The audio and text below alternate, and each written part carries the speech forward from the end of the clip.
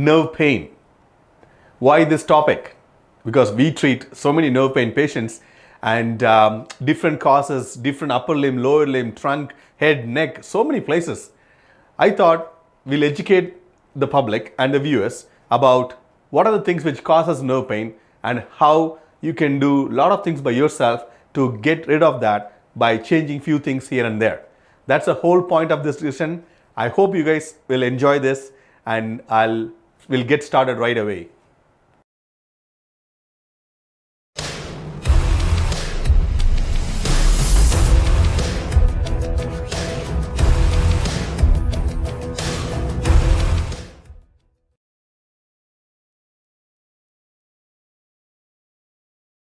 Hello viewers, subscribers and friends of Ask Giri the Physio Show. I'm your host Giri Srinivasan on this episode 9 of season 2. Today we're going to talk about nerve pain. We'll first see what is a neuron looks like. We're not going to do much details of anatomy, but I just want to show you the neuron looks like. You have a cell body, which is there's a nucleus in it, and then you have an axon, which is myelin sheath is on the top. You also have unmyelinated fibers too. Then the nerve ending, which is going to be in your muscles to contract the muscles, right? The cell bodies, the nucleus, usually they are in the spinal cord, and the nerve is your axon, is basically your nerve is your axon, and then your nerve ending is in your muscle fibers. So this is kind of a cross section of a nerve. So when you cut the nerve, you see how much is beautifully arranged like your electrical wire, right? You see outer covering epineurium, and if you pull one out, it's called the fascicle, and the fascicle is covered by perineurium, and then from the fascicle you take one thing out, one filament out, that's your axon, and the axon is covered by endoneurium. So you have this facial covering, nice insulation at every level. And also don't forget to notice the blood vessels in them. Okay, that's very important when we talk about nerve pain. How the nerves are supplied by blood vessels is very important. And we have so many spinal nerves in our body. The spinal nerves are the nerves which is coming out of the spinal cord, from your neck going into the arms, and from your middle of the spine coming into your ribs and the other organs and the vital organs, and from your lower back to the legs. So just a small picture of how extensive the network is, the neural network in our body. This is the most fun slide, right? An important one for you to know. What a healthy nerve loves. What it is like. Healthy nerve loves, number 1, space. Number 2, movement. Number 3, blood. That's exactly what we're going to talk about today, and what's happening now in our lifestyle, in our things around the world, and how we can protect our nerve by taking care of these 3 things. First, we're going to talk about the space. The nerves, imagine a string connected from your spine all the way to the tip of your finger. Imagine a string connected there. The string is crossing multiple joints, going through muscles, and then coming through the different joints and attaches here. But that string should be able to glide and slide during our movement very freely, okay? And it should not be stuck anywhere. The nerves also pass through various tunnels. I'm going to show you some pictures about that, right from starting from here, and what are the tunnels it has to go through for examples. And those are the places usually they get compromised by compression or irritation or swelling or some other trauma to that area. Sustained pressure is not good for the nerve at all. That's why sometimes when you sleep on your side, if your elbow is pressed for a long time, you will feel some numbness and tingling in your hand, right? You say my hand went to sleep, right? So that's exactly what I'm talking about. Sustained pressure, which is not good for you at all. So a picture here for you to show when the nerve's coming out of your neck, you see that area in the first one, the scalene triangle, and you see the nerves coming through 2 group of muscles there, how narrow space it has to come through. And also a very important thing you have to notice there is the first rib, okay? So I'm going to, right here, that's your first rib right there. And the first rib is sitting right there, and your nerves and arteries have to come just above. They come like this. This is your first rib, your nerves and arteries come around there, right? And that's a very important anatomical landmark, because a lot of times, because of our stressful lives, and we are like this most of the time, and our first rib is elevated. So look at the picture and imagine what will happen to those nerves and the blood vessels if that first rib is elevated a little bit. It puts lots of pressure on the nerve. That's exactly what I'm talking about. And And then the nerve comes out of from here, it goes through here, and your pec minor is attaching here. We're going to talk about that as well. And you see that picture, how the nerves and also the blood vessels going underneath the pec minor. And if you do like this, if you're slouched and forward headed and the shoulders are forward, how much that pec minor is going to be tight and contracted, putting the pressure on those neurovascular bundle. And then at the spinal level, and if you have a cross section of the spine, you see what are the things can cause space issues for a nerve which is coming out of your spinal column, right? You see it's coming out of the spinal cord. There can be a disc bulge or the disc prolapse which can put pressure on the nerve root or the nerves. Depends on which direction the disc is bulged out or coming out. Is it central, means it's going to compress your spinal cord. If it's going on the side, we call it posterolateral, it's going to compress the nerve roots, and that's going to cause some issues. Pain, tingling, numbness. Even if the compression is too much, it can cause muscle paralysis and things as well. And we're going to do a lower back pain workshop next week. And if you haven't registered for it, you can register for it. It's free. We're going to talk more about these things there. And also, I hope you guys enjoyed the breast cancer rehab episode, last one. We had very good positive feedback about that. And for all the golfers out there, we are doing an episode, next episode, the third week of May. We're going to talk about golf fitness and training. And we're going to discuss the biomechanics of the golf swing and what other things should be done properly, how you can help yourself for a good golf game in this beautiful summer we're going to have. Okay, coming back to the topic here. At the spinal level, we talked about the disc, and also osteoarthritis can cause some bone growth and then degeneration of the bony tissues, end plate tissues, and cause some narrowing of the spinal canal. You can see on the sides where you have two bulbs there, you can have space issue there too. So it can be also, space issue can be also caused by any other lesions or even tumors and cancer cells and things like that. So just to give you an idea about where are the things the space issue can cause nerve issues. And tunnels, we talked about tunnels, right? We talked about here, the nerves are coming out, first rib, importance of the first rib position. Then we come along, importance of the pectoralis minor. You come along here, and we'll talk about that ulnar nerve on the lateral epicondyle or the lateral elbow here. That's very important. Coming here for your median nerve comes in the middle here. And when you come around here, and it goes through a tunnel here, it's called carpal tunnel. And we're going to talk a little bit in detail about carpal tunnel, and then it goes through the tunnel. That's what you're seeing in that picture there. And then it goes and supplies these three fingers in there. So not all the numbness in your hands are carpal tunnel, only these three fingers. If these three fingers involved and a little bit of this one, it's carpal tunnel. If these fingers are involved, that's mostly your ulnar nerve. That's not your carpal tunnel. That's a totally different nerve. Ulnar nerve can be compressed in the side. We call it the Guyon's canal here, right? In here, the ulnar nerve comes, sometimes it can get compressed, which will have problems here. Ulnar nerve also can be compressed in the elbow. That's our next slide here. It can also compress over here, right? This is a common area when people like put pressure on it, especially if people are working on the desk, if they put their hand quite a bit, this can become very sensitive. This is a common area we see the mechanical sensitivity of the nerve in our practice, because we always rest our elbows on tables all the time. And also when you're lying down, a lot of people do sleep like that.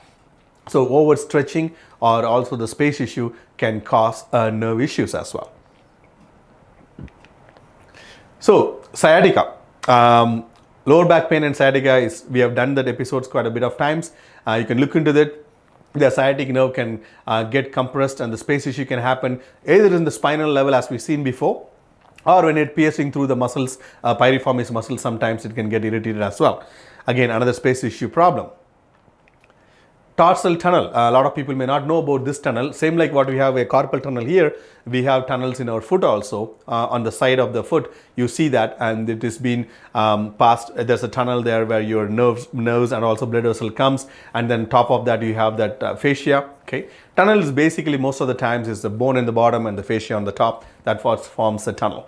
And tarsal tunnel problems can happen and irritate your nerve, and it can get a lot of pain in the foot and the bottom of the foot as well. So this kind of gives you a picture about what nerves are compromised, where it can go through tunnels. I haven't done all the nerves in the body. It will take so much time. Just to give you small examples, some important things on the upper limb and some important things in the lower limb.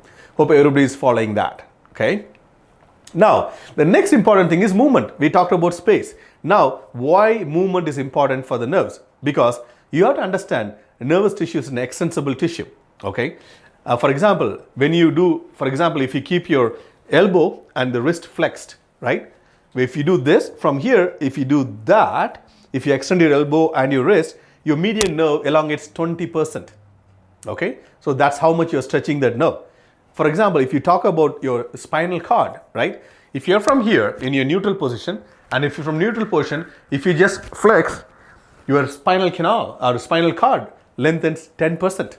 But if you go from extension, from there, if you come down, it extends 30%. So that mobility is very important for those tissues. So what happens in our daily life, forward headed, our whole life is in front of us, right? Everything is here, right? You're eating, you're driving, your computer, your laptop, everything is here. And our spinal cord never gets a chance to extend. When people come to our clinic, when I ask them to look up the ceiling, how many people roll their eyes, they forgot how to move their neck up.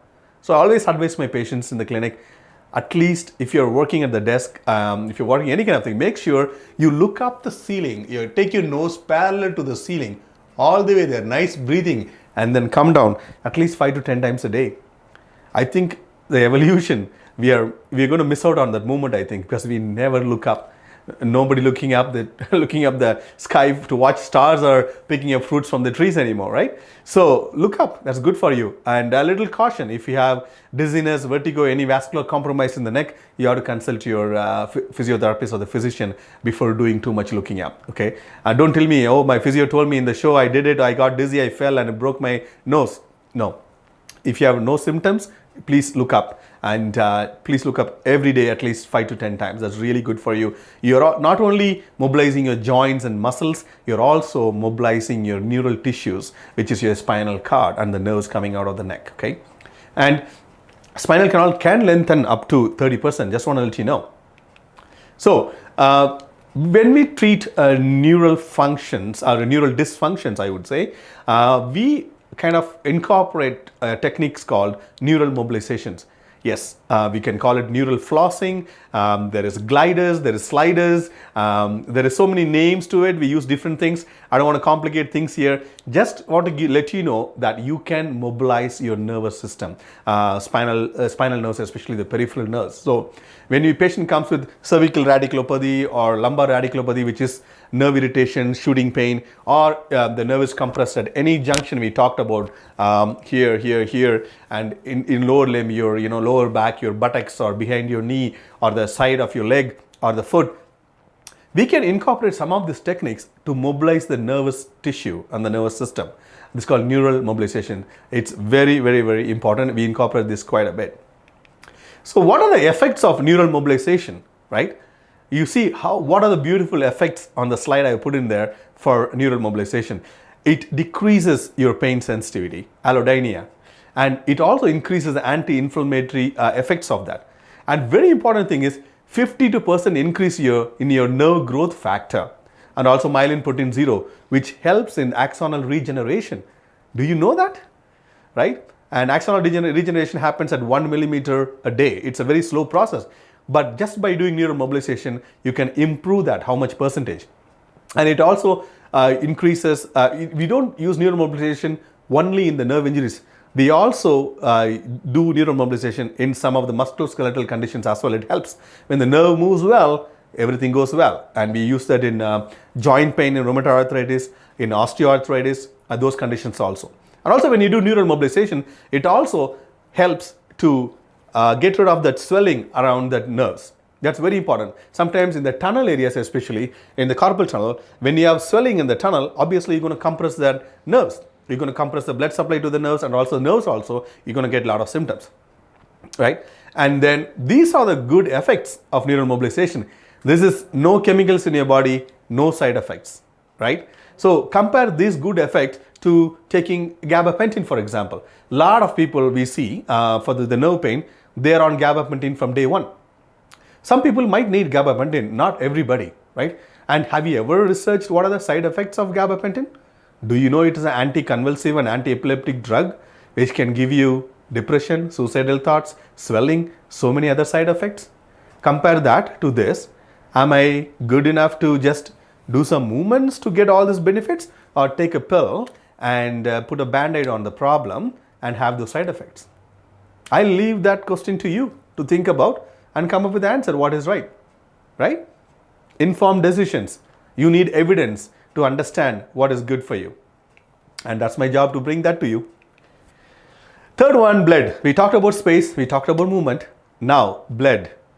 Yes, our nervous tissue in the whole body is only 2% of our body weight, but it uses 25% of the available oxygen which is created in your body, right? You can easily compromise the blood flow if you elongate the nervous tissue 6 to 8%. Just let that sink in, let that sink in. You can easily compromise the blood flow to your nervous tissue if you elongate the nervous tissue just 6 to 8%. Example, a guy comes to me with shooting pain into the arm. He works on the desk all day and he couldn't sleep. He slept 2 hours every day and lots of pain. So many painkillers, narcotic patches. I assessed him totally. Then I found is quite a bit of irritation is happening at this junction here, pectoralis minor area. Quite a bit. He sits on the desk with forward head shoulder posture and he does not support his elbow when he's working. He's leaving it hanging. Your gravity is pulling the arm and these guys are contracting, working so hard. First rib is elevated, pectoralis minor is tight, and so much compression is happening here. And elongation too. When your elbow is not supported, if it is hanging down all the time and you're sitting like that for a while with the forward posture and also crooked posture, your elongation is happening so much. So that will cut off the blood supply, or at least minimize the blood supply to your nerves, which will affect and give you nerve pain. So basically, I told him to bring a picture of his workstation, corrected his workstation ergonomically, asked him to place the elbow on the wrist, and we opened the container. We'll talk about more in detail what I mean by opening the container. We opened up the container, worked on the first rib, opened up on the chest a little bit more, opened up the pectoralis minor, postural advice, retrained the postural muscles. 2 weeks. Painkillers totally gone. Improved posture, improved training, and he knew what's happening to his body. That's very important. That's very powerful for you to understand what's happening to your body and what you can do to change that. And we taught him that. We taught him how to fish. We didn't give him fish every time he came in. We taught him to fish. And 3 weeks, totally off everything. He understood. He knows how to take care of his body, his posture, and his nerve. So, the same case could have gone to the other way too. That we'll talk about later. What is the other way I'm talking about in our system? So, complete occlusion can happen if the elongation reaches 15%. Imagine that. You are squeezing the blood out of the nerves if you elongate 15%. Elongation can happen with so many postural dysfunctions. Okay, good posture is not a joke. It's mandatory. You have to maintain it. So just a picture of how intense the blood supply is for the cranial nerves in your brainstem. We call this circle of Willis. So you can see it's all your cranial nerves coming out of your brainstem, different nerves, how extensive the blood supply is in the brain. When you're having vascular compromise in the brain, stroke and stuff, these are the areas that gets affected mostly, and then these nerves can lose their functions. This is a cross section of the nerve, peripheral nerve or spinal nerve. You see how intense the blood supply is. It's a beautiful picture, isn't it? And how much blood supply is happening, and see how much can be compromised if you either compress or elongate these things. It can also affected by your systemic diseases as well, like diabetic neuropathy. We'll talk about that. Diabetic peripheral neuropathy, what happens to that? You can see the healthy nerves on that side on my left side, and how its healthy nerve is and how the nerve fibers are myelinated and unmyelinated nerve fiber.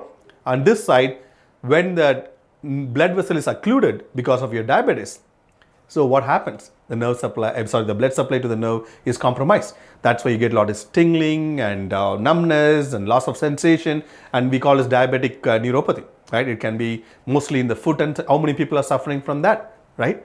And yes, they are taking medications which is to control the diabetes. You have to take care of that. And movement is a key too, because we understood, we know how much movement is important for the nerves too.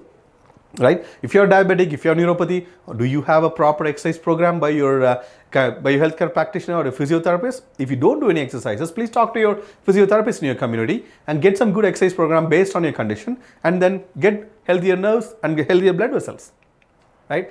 Neuropathic pain can cause by so many different causes. I put some here: exposure to drugs and alcohol, cancer, and nutritional deficiency sometimes, and neurodegenerative changes, viral infections, and viral infection right now with COVID, right? And we are seeing a lot of post-COVID patients who also have neuropathic pain and swelling, and because blood vessels also not working very well, and neuropathic pain, dizziness, so many things are happening. So movement is medicine. You can really help yourself with all those things. And typical symptoms of peripheral neuropathies, it may not be only diabetics, it can be other peripheral neuropathies are there, which can cause issues. All these feelings here, very cold feet, tingling, and hypersensitive foot, very jabbing pain. It's a real thing. It's a real thing, right? It's not a joke. It's a real thing. But there are things you can do to help yourself as well. How to properly manage the nerve pain? What is the evidence? So what is the journey of the nerve pain patient in the community? Okay, I have a shooting pain in my leg, on my right leg. I'm just giving a scenario here. So what do? Oh, I have very sharp pain. Oh my God, I couldn't get up. Somehow I get to the clinic. I consult my physician. Oh, you have a lot of pain. Okay, let's do an MRI or X-ray, see what's going on, and then take these anti-inflammatories and painkillers. Right, I take anti-inflammatory painkillers. I'm protecting myself, not moving very well, and then I couldn't do much. And next week I'm going, and I'm still having pain. Then I'm getting a little bit of a heavier dose of painkillers and anti-inflammatories. Right. Sometimes a good evidence-based physician will refer you to a physiotherapist who can assess you, and then immediately, instead of putting band-aid on that problem, find out the cause and start exercising with you to alleviate the pain and help you with the home program and or exercises. If you're not going that route, if you're going only in this route, painkillers, more stronger painkillers, narcotic patches, and if that's not helping, let's burn the nerves. Yes, we burn the nerves.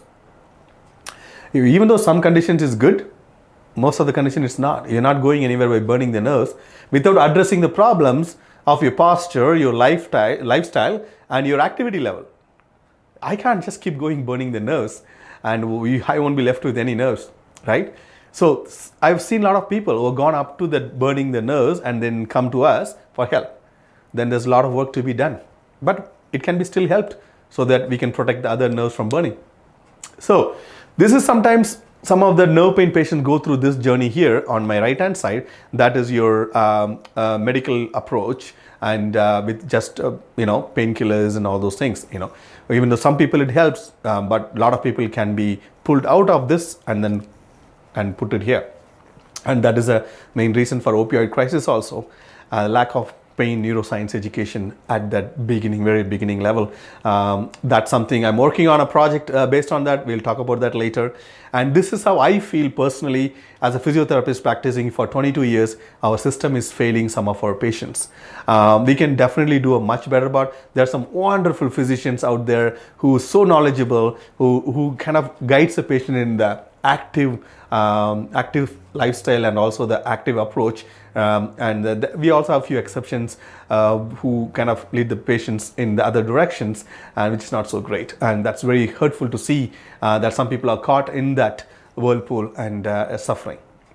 So what you should do, we're going to talk about it. What are the things you can do, how you can open the container, how you can mobilize your nerves and everything we're going to discuss in the next few slides.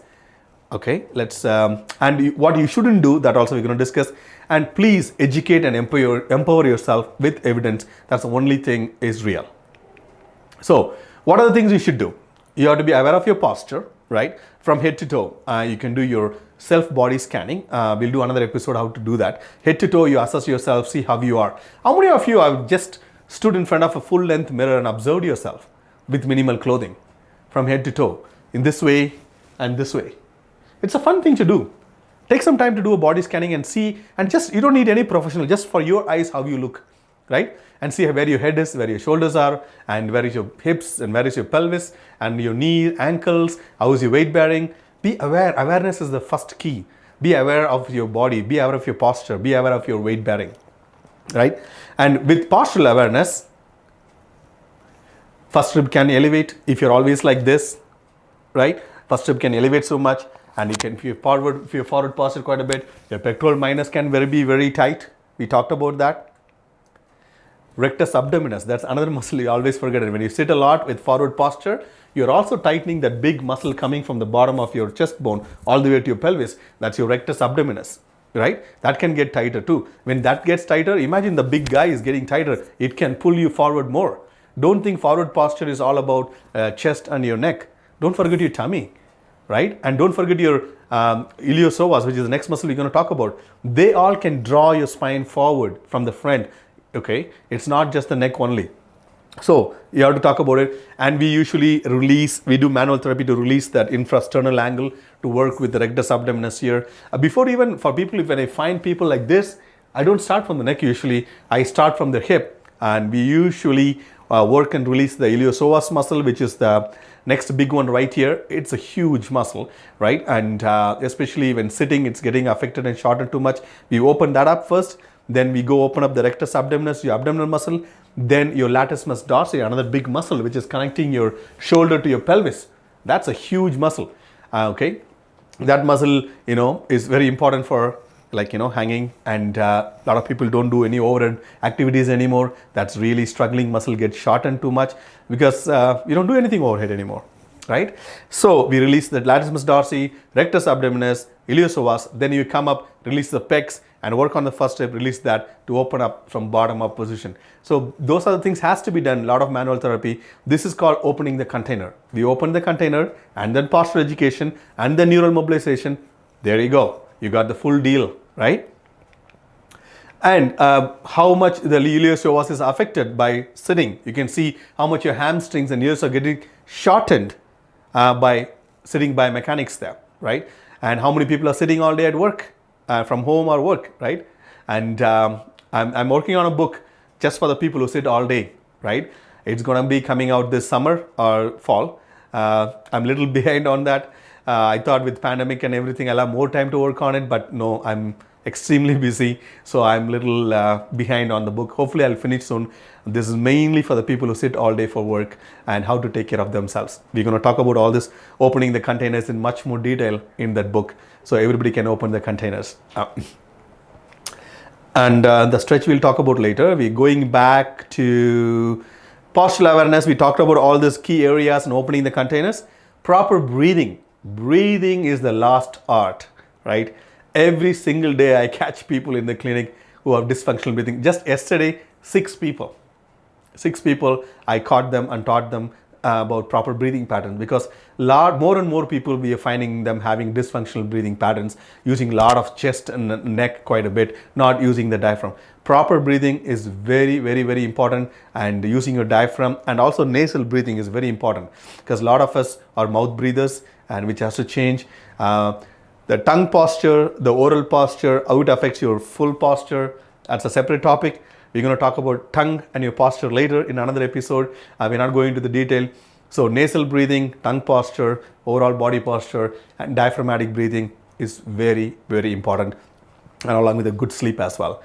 Opening the container, we talked about it. The stretches, just the foam rolling, not foam rolling, using a foam roller. Foam rolling is not going to open the container that much. Using a foam roller to just lie on it on your back and just open that arms, right, with focusing on the breathing, and just let this lengthen, spread out totally, and lying there for about 3-4 minutes to open this container here.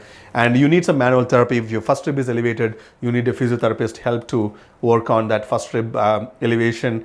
And also same thing, I told you, you need some help here to open up here for the rectus abdominis in the infrasternal angle, right? And you can put a small half foam roller in the middle of the back. You can lie on it to open the front a little bit more. And that also helps in your thoracic spine extension. It's really good. And for ILIOPSOAS, you have a lot of stretch lying on your back. Bring one knee up towards, and then let the other leg sit down. And if you just check thumb stretch, we'll do a demo on all these things later.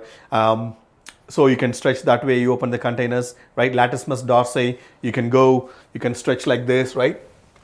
You can step back and stretch like that on a doorway or on the wall to open up there and do overhead activities, move, right? Always, that's why I say look up and reach up. Look up every day, reach up every day.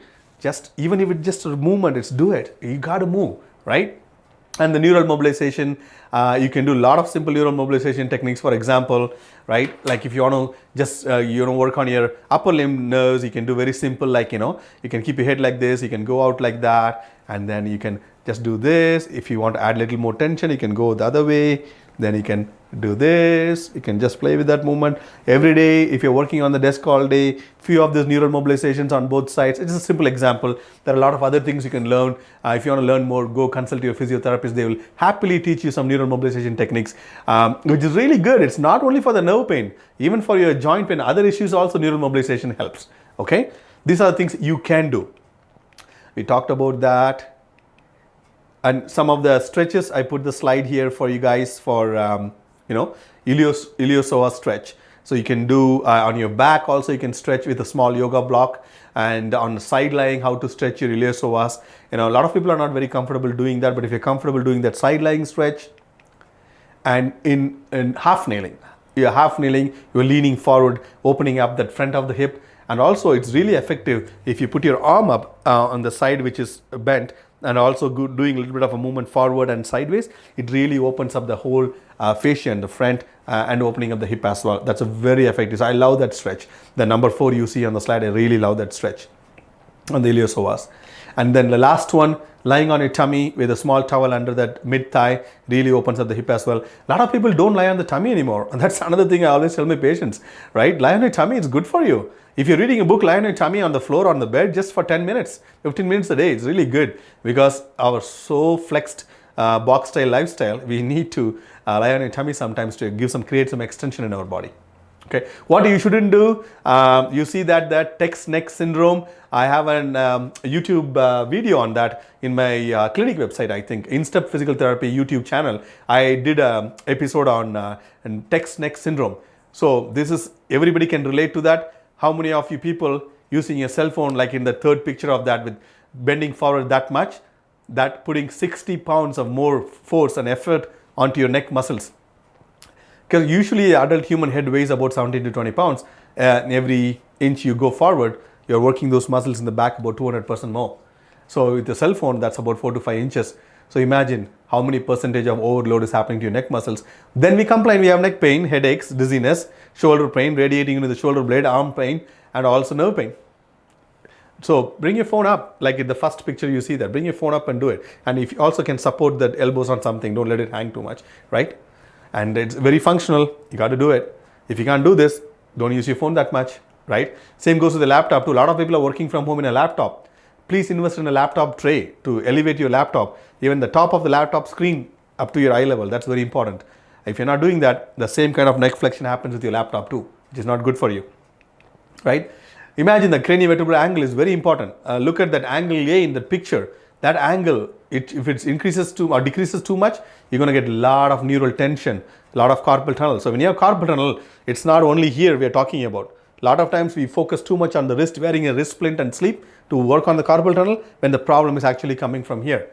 You have to look proximally when you treat carpal tunnel. You don't start from here, you start from here. How is the whole median nerve throughout the way, then open the containers everywhere, and then come to the carpal tunnel.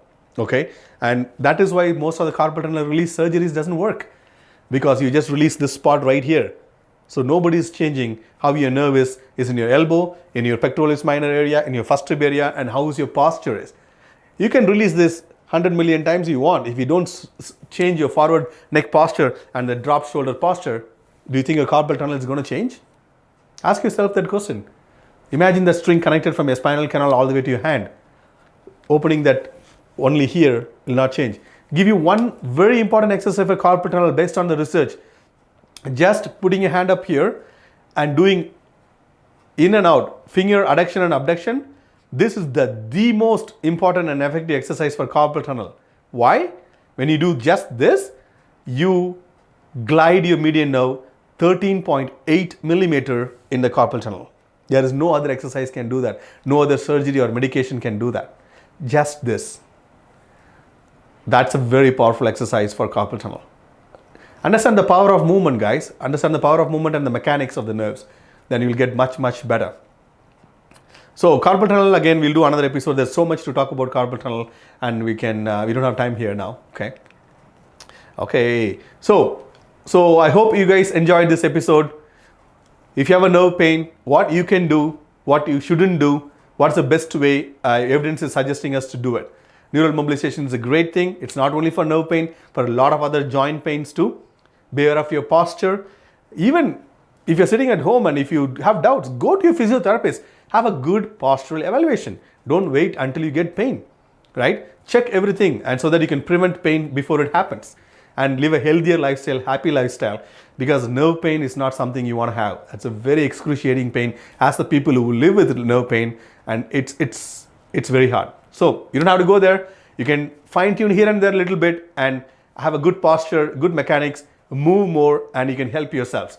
I hope you enjoyed it. If you like this, please share it with your friend or a family member who can be really helped with this knowledge, and also subscribe to our YouTube channel, Ask Giri the Physio Show, and click that bell out there for you get to notified our episodes are out. Enjoy, have fun. Summer is almost here. Bye until our next episode about golf in a couple of weeks. See you.